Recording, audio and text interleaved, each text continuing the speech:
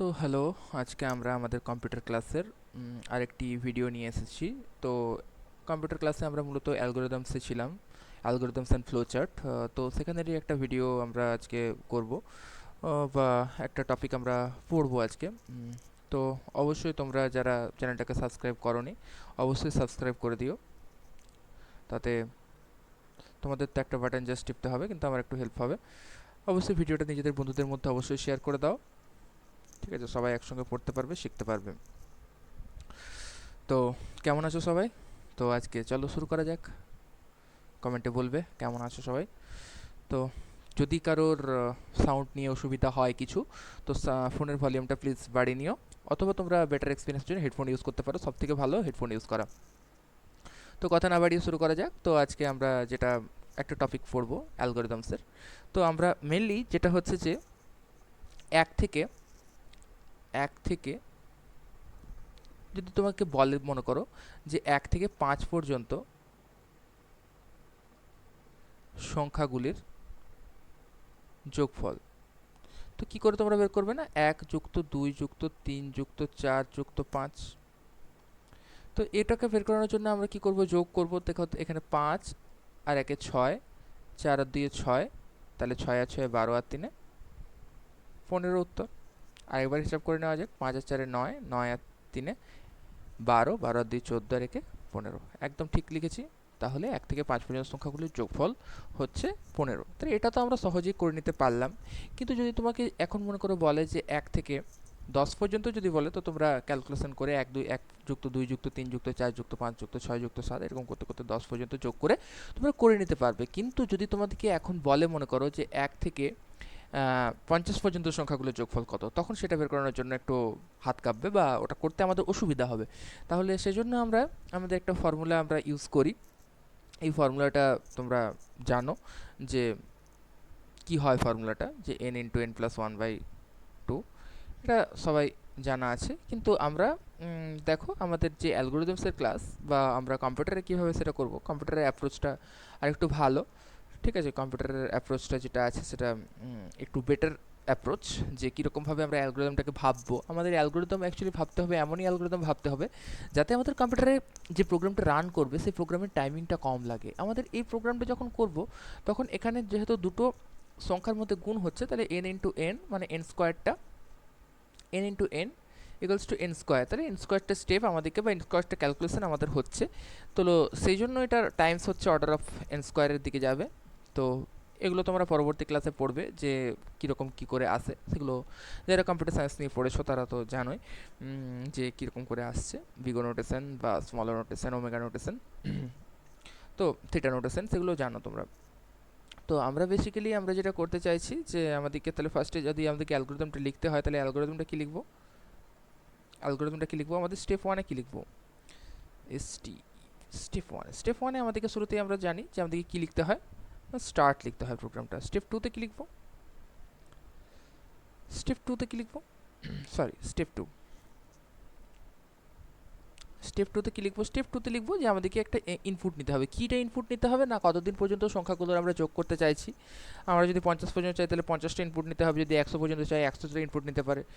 কিন্তু যদি কোনো দুষ্টু ছেলে যদি চায়, সে আবার বলে দেবে যে স্যার তাহলে 1 লক্ষ কিংবা 1 কোটি সংখ্যা নিয়ে দেখান। যাই হোক, তোমাদের ইচ্ছে মতো তোমরা সেটা নিতে পারো, কোনো একটা নাম্বার। তাই আমরা আমাদের ম্যাথমেটিক্সের সুবিধা অনুযায়ী আমরা জানি যে আমাদেরকে কী ধরতে হবে। সেটার জন্য আমাদেরকে যে কোনো একটা ইনপুট ভাবতে হবে। ইনপুট অ্যান্ড ইন্টিজার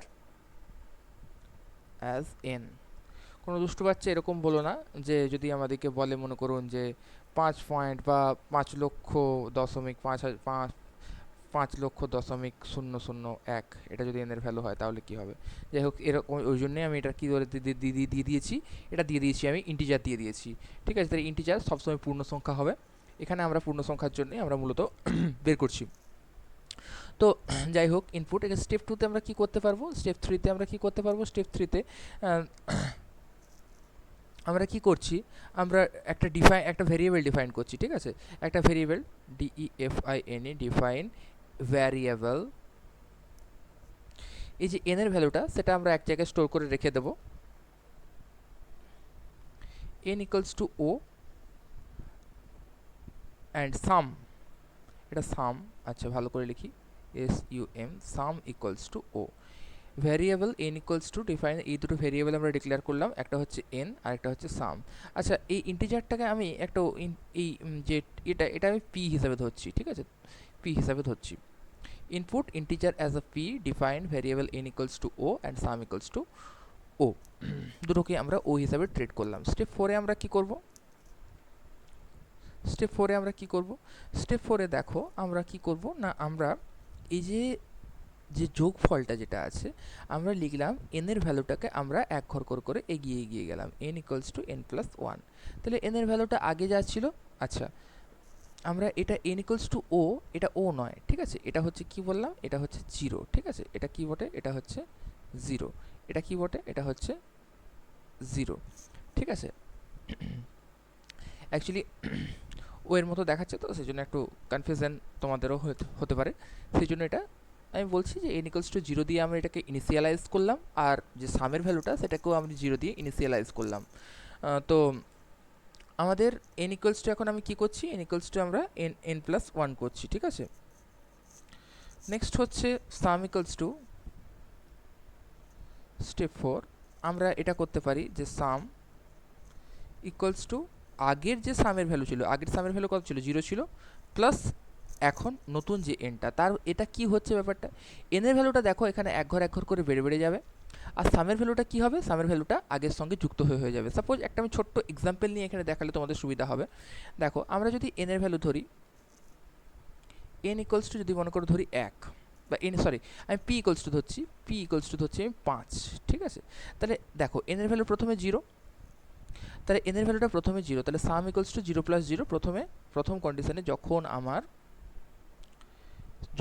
আমার n ইকুয়ালস টু জিরো তখন sum equals to zero, s equals to zero. যখন n ইকুয়ালস টু ওয়ান, পরের বার যখন আরেকবার এটা পরের ধাপে যাচ্ছে তখন তো n এর ভ্যালুটা এক, প্রথমে তো আমরা জিরো দিয়ে স্টার্ট করছি সংখ্যাগুলো, জিরো প্লাস এক প্লাস দুই এরকমভাবে ভাবতে পারছি, কারণ আমার ইনিশিয়ালাইজেশনটা মানে প্রথমে যে শুরু হয়েছে যেটা সেটা জিরো দিয়ে শুরু হয়েছে, তাহলে n এর ভ্যালুটা এক ঘর করে বেড়ে বেড়ে যাচ্ছে। n এর পরবর্তী ভ্যালু হচ্ছে n এর এক, n এর যখন পরবর্তী ভ্যালু এক হচ্ছে তখন কি হচ্ছে দেখো, n এর ভ্যালুটা এক হচ্ছে কারণ আগের জিরো আর এখনকার যে এই যে প্লাস ওয়ান লেখা আছে সেই জন্য n এর ভ্যালুটা এখন এক। তাহলে sum equals to zero plus one equals to কত হবে না ওয়ান হবে, তাহলে এখন এই মুহূর্তে কত, সাম ইকুয়ালস টু ওয়ান। যখন n এর ভ্যালু ওয়ান তখন সামের ভ্যালুও ওয়ান, ঠিক আছে, বুঝতে পেরেছো। আমরা এবারে নেক্সট কন্ডিশনে যাচ্ছি, ঠিক আছে, চলো একটুখানি এদিকে সরিয়ে নিই, ঠিক আছে, চলো পরেরটাতে। n এর ভ্যালু পরবর্তীকালে কত, n ইকুয়ালস টু টু, তখন সামের ভ্যালু কত, সামের আগের ভ্যালু ছিল এক, আবার দুই যোগ হলো, তাহলে টোটাল কত হলো, এস ইকুয়ালস টু এখন থ্রি হয়ে গেল। n এর ভ্যালু যখন তিন হবে তখন এস এর ভ্যালু কত হবে, আগে সেটা তিন ছিল এখন আবার তিন এলো, তাহলে কত হয়ে গেল, ছয় হলো, ঠিক আছে, বোঝা যাচ্ছে। দেখো পরেরটা দেখো, দাঁড়াও এটাকে একটু মুছে নিই। চলো তাহলে n এর ভ্যালু যখন চার একবার আমরা ট্রিট করব, n এর ভ্যালু যখন চার, আগে সাম ইকুয়ালস টু কত ছিল, ছয় ছিল, এখন n এর ভ্যালু চার এলো, তাহলে ছয় আর চারে এস ইকুয়ালস টু 10 হলো। নেক্সট আমরা একটা করি,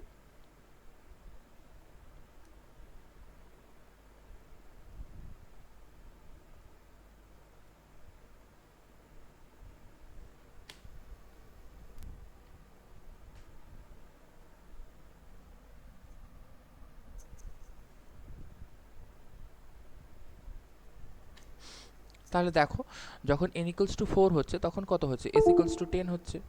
আবার যখন তোমাদের দেখো কি বলছিলাম, যে n ইকুয়ালস টু যখন 5 হবে মানে লাস্ট যে কন্ডিশনটা, আমরা p ইকুয়ালস টু 5 ধরেছি কারণ 5 পর্যন্ত আমাদেরকে পৌঁছাতে হবে, তাই তো 5 পর্যন্ত আমরা পৌঁছে যাব।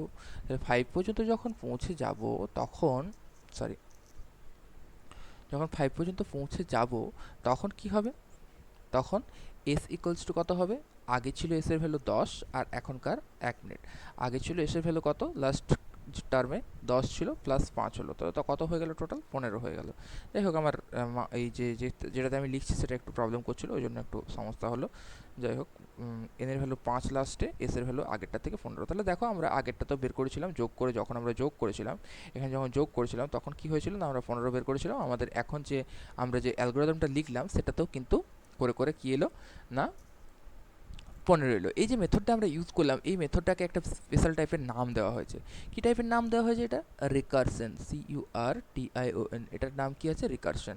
রিকারশন জিনিসটা কি না, কোনো একটা কাজ যখন আমরা একবার করে থাকি এবং সেই কাজটা যখন বারবার আমাদেরকে ব্যবহার করতে হয়, মনে করো আমরা এরকমভাবে ভাবতে পারি যে আমাদেরকে মনে করো বললো যে প্রতিদিন এমন একটা যে কাজটা, এমন একটা কাজের কথা ভাবো যেটা তোমাদেরকে বারবার করতে হয়, আমাদের কোনো উপায় থাকে না রিকারশনের সাহায্য নেওয়ার। যেরকম ধরো যে তোমাদেরকে যদি বলে যে প্রতিদিন সকালে তোমরা দাঁত মাজো, তাই তো? যদি আমাদের এমন কোনো একটা ব্যবস্থা থাকলো যে প্রতিদিন সকালে উঠবো, আমাদের একটা সুইচ টিপতে হবে, সুইচ টিপলেই আমাদের দাঁতটা মাজা হয়ে যাবে, তাহলে আমাদেরকে অত ঘষে দাঁত মাজতে হবে না। ঠিক আছে, তো রিকারশন হচ্ছে সেরকম একটা প্রসেস। রিকারশন প্রসেসের সাহায্যে কী করা হচ্ছে না, আমরা এখানে কি করছিলাম, আমরা এখানে যোগের কাজ করছিলাম না, আমাদেরকে বারবার যোগ করতে হচ্ছিলো, তাহলে আমরা রিকারশন ইউজ করলাম সেই জন্য যে আগের যেটা যোগফলটা তার সঙ্গে নতুন যে সংখ্যাটা আসছে সেটাকে যোগ করে দিচ্ছে। আগের যোগফলটা তার সঙ্গে নতুন সংখ্যা, আগের যোগফলটা তার সঙ্গে নতুন সংখ্যা যোগ হয়ে যাচ্ছে যখন, তখন কি হয়েছে, যোগফলটাও চেঞ্জ হয়ে যাচ্ছে, সংখ্যাটাও চেঞ্জ হয়ে যাচ্ছে, যোগফলটাও চেঞ্জ হয়ে যাচ্ছে, সংখ্যাটাও চেঞ্জ হয়ে যাচ্ছে। এইভাবে আমরা এক লাস্টে উত্তরে পৌঁছে যাচ্ছি। তাহলে আমাদেরকে এই ফর্মুলাটা বা এই ফর্মুলাটা ইউজ করে যখন আমরা করছি, এই টাইমটা এই টাইমটা আমাদের বেঁচে গেল। এখানে আমাদের কি হলো, এটা হচ্ছে আমাদের দেখো যে আমাদের সোজা সোজা যাচ্ছে, তাহলে এখানে আমাদের 5টা স্টেপ আমরা নিয়েছি, 1 2 3 4 5 বা 6টা স্টেপ, তাহলে এটা কি হচ্ছে, অর্ডার অফ এনে আছে আমার, মানে টাইম কমপ্লেক্সিটি যেটা আছে বা টাইমটা যেটা কম্পিউটারে যে প্রোগ্রাম করতে তো টাইম লাগবে বা বের করতে টাইম লাগবে, এটা আমাদের 5টার বলে অনেক কম মনে হচ্ছে যে 5টা, যখন এটা 5,000 5 লক্ষটা সংখ্যা যদি যোগ করতে হয় তখন অনেকটা বেশি সময় লাগবে, তখন এই টাইমটার উপরে ইম্প্যাক্ট পড়ে। তাহলে সেই জন্য আমাদেরকে টাইমটার উপরে খেয়াল রাখতে হবে। তাহলে 5,000টা সংখ্যা যদি যোগ করতে হয়, তাহলে 5,000 ইন্টু 5,000 যদি হয়ে যায়, তাহলে অর্ডার অফ এন স্কোয়ারে মানে আগের সূত্র অনুযায়ী কতটা সময় লাগবে সেটা বুঝতে পারছো, কিন্তু আমাদের এই সূত্র অনুযায়ী অনেকটা কম সময় লাগবে। আমাদের খাতায় কলমে মনে হলেও, যে খাতায় কলমে হয়তো মনে হতে পারে যে তোমাদের যে এই এন স্কোয়ার এই সূত্রটা ইউজ করে আমাদের খুব তাড়াতাড়ি করা যাবে, তো কিন্তু খাতায় কলমে সেটা আমাদের করা গেলেও, খাতায় কলমে করতে পারলেও আমরা কিন্তু এই পদ্ধতি যদি ইউজ করি কম্পিউটারে, মানে ওই যেটা এন স্কোয়ারের যে পদ্ধতিটা সেটা যদি কম্পিউটারে ইউজ করি তাহলে কিন্তু টাইম বেশি লাগবে, এই পদ্ধতি যদি কম্পিউটারে ইউজ করি তাহলে কিন্তু টাইমটা কম লাগবে। এই হচ্ছে ব্যাপার। তাহলে বুঝতে পেরেছো? তাহলে আমরা যে এই যে ক্যালকুলেশনটা করলাম, এটার আমাদেরকে তো বুঝলাম যে জিনিসটা কি হলো, পুরোটা পুরোটা বুঝতে পারলাম জিনিসটা কি হলো। তাহলে আমরা এখন কি করব না, এটার একটা ফ্লো চার্ট আমরা ড্র করার চেষ্টা করব। ঠিক আছে, তো ফ্লো চার্টটা আমরা কোথায় পাবো না, ফ্লো চার্টটা আমরা পাবো ওয়ার্ডে। তাহলে আমরা একটু ওয়ার্ডে চলে যাচ্ছি, সার্চ বক্সে গিয়ে পরে WORD ওয়ার্ড লিখলাম। ঠিক আছে, এটা আমরা পেন্টে করছিলাম, যাই হোক তোমরা চাইলে খাতাতে করতে পারো। ঠিক আছে, আমাদেরকে যে মেন কাজ সেটা হচ্ছে যে মানে ফ্লোচার্ট ড্রয়িংয়ের যে কাজটা সেটা অ্যাকচুয়ালি এখানে করতে হবে। আচ্ছা, ফ্লোচার্ট ড্রয়িংটা হবে কেমনভাবে? আচ্ছা, একবার ফ্লোচার্ট, আচ্ছা এটা একবার খুলে নিই, তারপরে আমরা একবার এখানে একবার ফ্লোচার্ট ড্রয়িংটা আমরা দেখে নেবো। ঠিক আছে, দেখো ওয়ার্ডটা খুলছে, মিনিট একটু হোল্ড করে যাও। আচ্ছা, আমি এটাকে মিনিমাইজ করে দিচ্ছি, চলো তো চলে এসছে। ক্লোজ, ব্ল্যাঙ্ক ডকুমেন্টে ক্লিক করলাম। ব্ল্যাঙ্ক ডকুমেন্টে ক্লিক করার পর এখানে আমাদের চলে এলো, যদি এটা দেখো আমার সাইজটা যেমন ছোটো দেখাচ্ছে, তো আমি এটাকে একটু বাড়িয়ে নিচ্ছি যাতে তোমাদের দেখতে সুবিধা হয়। 90% আমি 100% করে নিলাম। যাই হোক, এটা আমি একটু এখন আমি একটু এটাকে মিনিমাইজ করে রাখছি। আমি একটু এখানেই দেখে নেবো যে এটার যে ফ্লো চার্টটা আছে সেটা কীরকমভাবে ড্র করতে পারবো বা কীরকম তার জিনিসটা আসবে। আমি একবার একটু বলে দিচ্ছি সবাইকে, যারা যারা দেখছো, যদি কেউ সাবস্ক্রাইব করে না থাকো চ্যানেলটাকে, প্লিজ একটু সাবস্ক্রাইব করে দিও।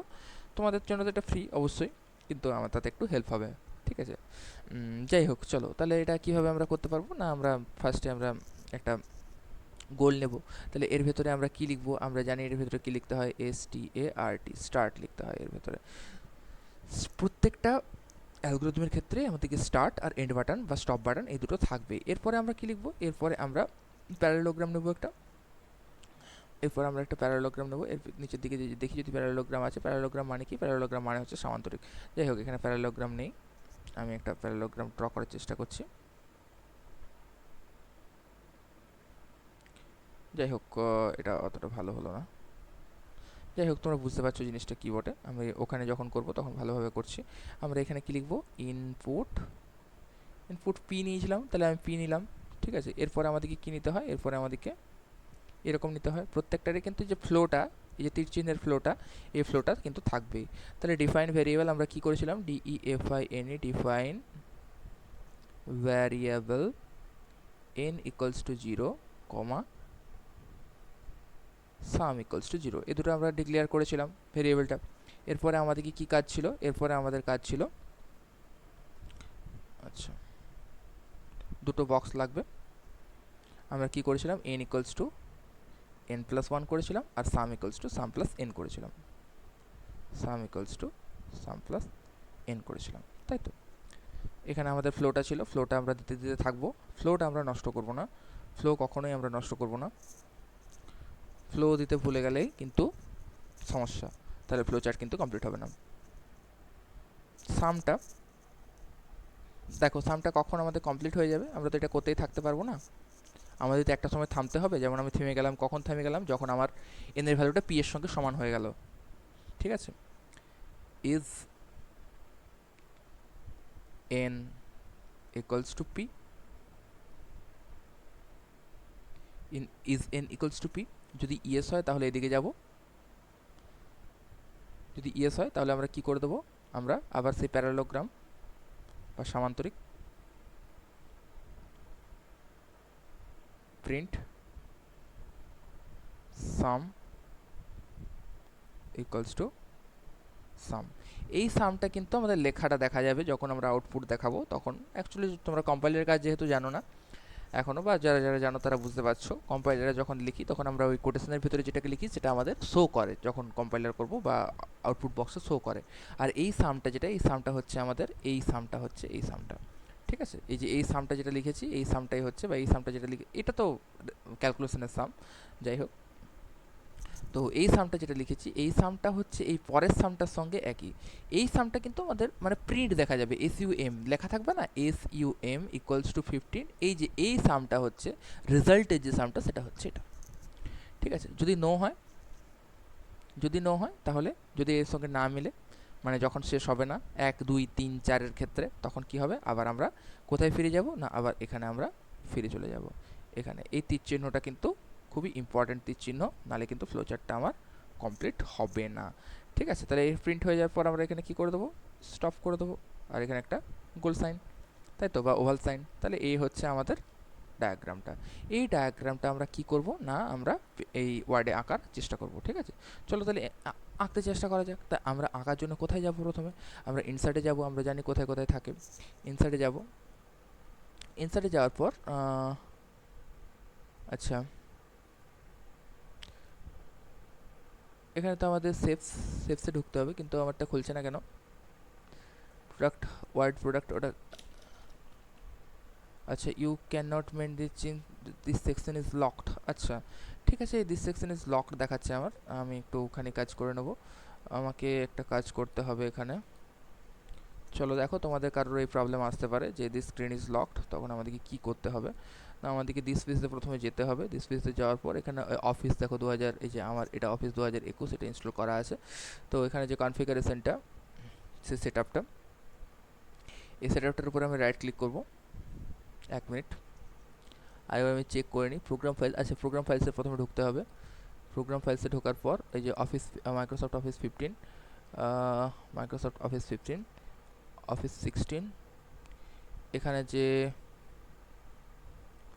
ভি ডিস্কিট, okay, Microsoft office root, Microsoft office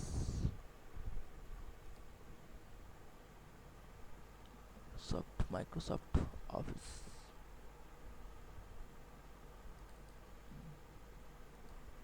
এখানে আমাদেরকে একটু কাজ করতে হবে।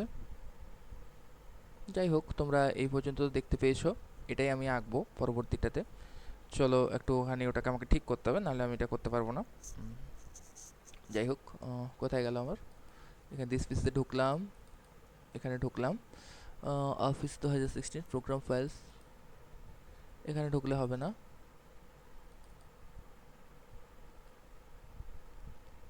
এখানে ঢুকতে হবে, প্রোগ্রাম ফাইলসে ঢুকতে হবে। প্রোগ্রাম ফাইলসে ঢোকার পর মাইক্রোসফট অফিস, এখানে 15 লেখা আছে, মাইক্রোসফট অফিস লেখা আছে, মাইক্রোসফট লেখা আছে। আচ্ছা দেখি একটা ঢুকে, client 24, office click to run, এটা নয়, মাইক্রোসফট অফিস, অফিস 16, স্ক্রিপ্ট স্পিরাম, এটা অ্যাপ্লিকেশনটা বটে আমার, এটা অ্যাপ্লিকেশনটাকে রান অ্যাডমিনিস্ট্রেটর করে দিই, দেখা যাক কাজ করে কিনা।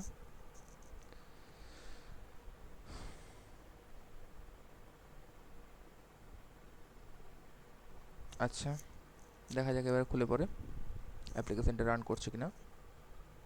ওয়ার্ড, যাই হোক ঠিক হয়ে গেছে জিনিসটা, বুঝতে পেরে গেল তোমরা। এর পাশাপাশি তোমরা নতুন জিনিস একটা শিখে গেলে। কারোর যদি কম্পিউটারে এরকম প্রবলেম দেখা যায় তো সে তুমি এইটা ইউজ করতে পারো। যাই হোক, আমরা যেটা করতে যাচ্ছিলাম, আমাদেরকে এখন একটা ওটা ড্র করতে হবে যেটা চাইছিলাম। তাই আমাদেরকে প্রথমে একটা ওভাল শেপ নিয়ে নিতে হবে। ওভাল শেপে দেখো আমি নিয়ে নিচ্ছি ওভাল শেপ। এর ভেতরে আমরা কি করব, রাইট ক্লিক করে, রাইট ক্লিক করলাম। রাইট ক্লিক করার পর অপশান আসবে অ্যাড টেক্সট। অ্যাড টেক্সটে আমরা কি লিখবো, আমরা জানি কি লিখতে হবে, START। প্রথমে তোমরা অবশ্যই, আচ্ছা এটাকে তোমরা ক্যাপিটালে লিখো, দেখতে ভালো লাগবে। START ক্যাপিটালে কীভাবে লিখে, ক্যাপিটালে লেখার রুলস হচ্ছে ক্যাপস লক অন করে বা শিফট কি টিপে রেখে লেখা। আচ্ছা দেখো এটা কি হয়েছে না, একদিকে চলে গেছে, সরে গেছে, তো এটাকে আমি মাঝখানে আনবো। মাঝখানে নিয়ে এলাম, এর সাইজটাকে একটু বাড়িয়ে নেবো। ঠিক আছে, দেখো যাতে দেখতে আমার ভালো লাগে। ঠিক আছে, স্টার্ট লিখলাম। স্টার্ট লেখার পর আমাদেরকে কী লিখতে হবে না, স্টার্ট লেখার পর আমাদেরকে ইনপুট, ইনপুট পিটা লিখতে হবে, তাই তো। ইনপুট পি, ইনপুট পি এখানে প্যারালোগ্রাম কোথায় আছে, প্যারালোগ্রাম কোথায় আছে, এই দেখো প্যারালোগ্রাম, ইনপুট পি এখানে লিখবো আমরা। ঠিক আছে, তাহলে আমরা একটু এগুলো নিয়ে নিচ্ছি। ইনসার্টে গেলাম। হ্যালো, একটু পরে করছি, 2 মিনিট পর। তো এর উপরে আমরা রাইট ক্লিক করলাম। রাইট ক্লিক করার পর অ্যাড টেক্সট করবো। অ্যাড টেক্সট করার পর input P, input, input P, input P.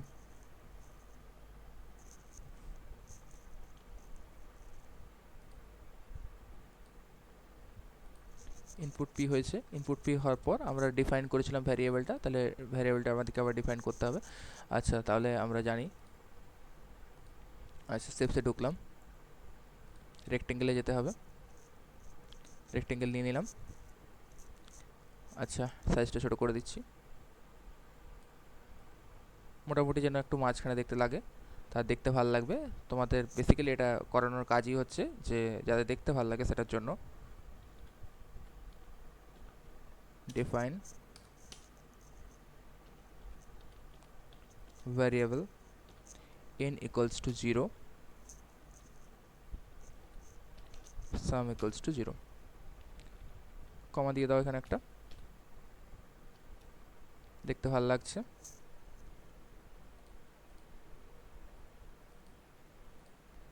সাইজটা বাড়িয়ে নিলাম।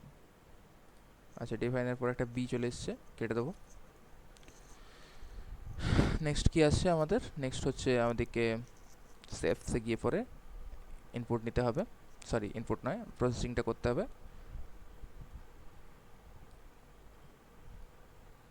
একটা n ইকুয়ালস টু n+1 এর জন্য একটা সেম টাইপের আরেকটা নিয়ে নেবো। কন্ট্রোল সি কন্ট্রোল ভি টিপে পরে দুটো নিয়ে নিলাম, দেখো চটচট চলে এলো। Add text n equals to n+1,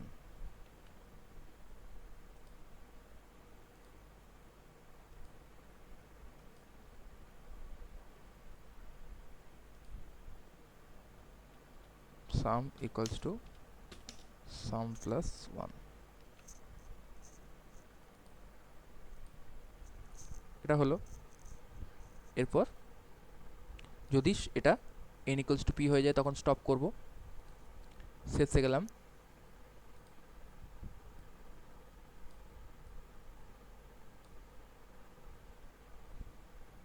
add text করলাম, রাইট ক্লিক করে পরে ইজ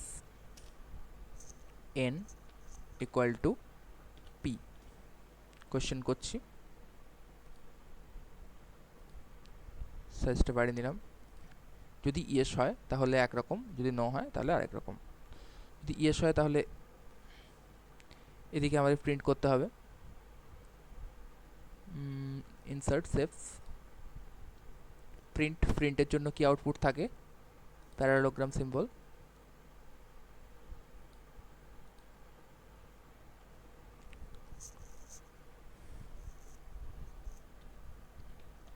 প্রিন্ট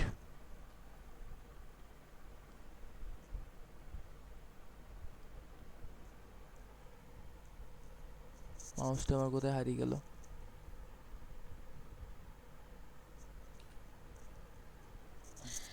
এক মিনিট ওয়েট করো একটু।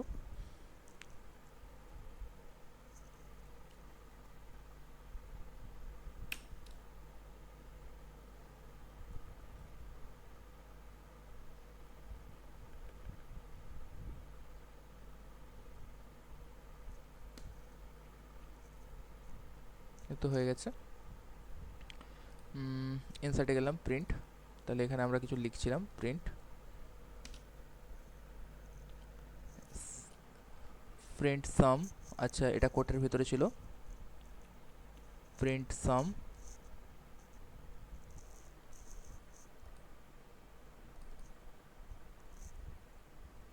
হোয়াট ইজ নট রেসপন্ডিং, যাই হোক একটুখানি ওয়েট করো, চলে আসবে।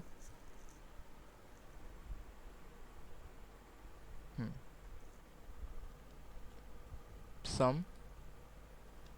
ইকুয়ালস টু সাম লিখে রাখলাম। এরপরে আমাদেরকে স্টপে চলে যাব, আর যদি না হয় তাহলে উপর দিকে চলে যাব, সেটা আমরা জানি। তাহলে আমাদেরকে লাইন ড্র করতে হবে, বা শেপসে যাব, লাইন নেব,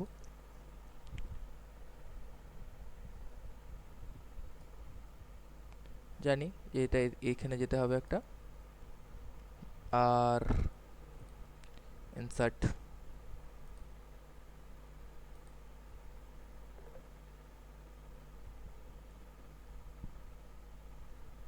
এটা ঠিক উল্টোটা হবে,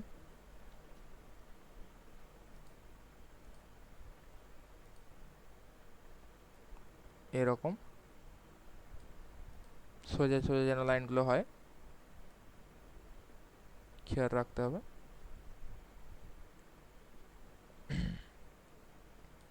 যাই হোক সোজা সোজা করার চেষ্টা করবে তোমরা।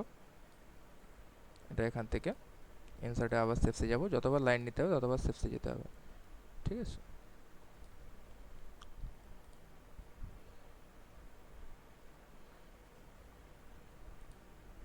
এর উপরে আমাদেরকে কি লিখতে হবে, ইয়েস অর নো লিখতে হবে।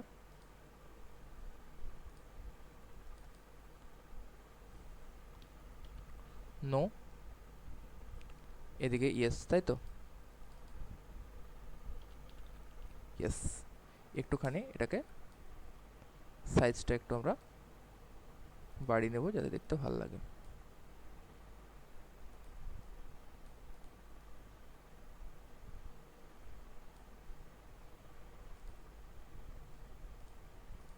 যাই হোক চলো এদিকেও একটা লাইন দিতে হবে আমাকে, সেফসে গিয়ে পরে এখানে একটা লাইন আর একটা ওভাল নিয়ে পরে লাস্টে ওভাল নিতে হবে, ওভাল মানে উপবৃত্ত, নিয়ে পরে লাস্টে এখানে আমাদেরকে এন্ড করতে হবে। এরপরে রাইট ক্লিক করলাম, অ্যাড টেক্সট করলাম, এন্ড করলাম।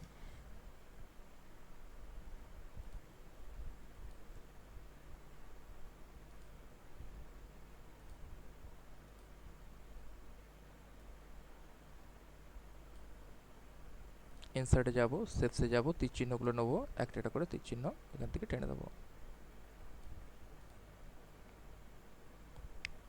কপি করো, পেস্ট করে নাও, পরেরটার জন্য তীর চিহ্ন পেয়ে যাবে, আবার পেস্ট করে নাও, তীর চিহ্ন পরেরটার জন্য পেয়ে যাবে, আবার পেস্ট করে নাও, তীর চিহ্ন পরেরটার জন্য পেয়ে যাবে। যেখানে যেমনটা তীর চিহ্ন লাগবে সেরকম সাইজের করে নাও, যেখানে বাড়ানোর দরকার আছে, টেঁড়া বেঁকা না হলেই ভালো, আমার হয়ে যাচ্ছে বলে তোমরাও করবে এমনটা নয়, টেঁড়া বেঁকা করবে না, সোজা রাখার চেষ্টা করবে, যতটা সোজা করা যায় ততটা সোজা, ঠিক আছে। এখানে আমার একটা লাগবে, এখানে একটা লাগবে,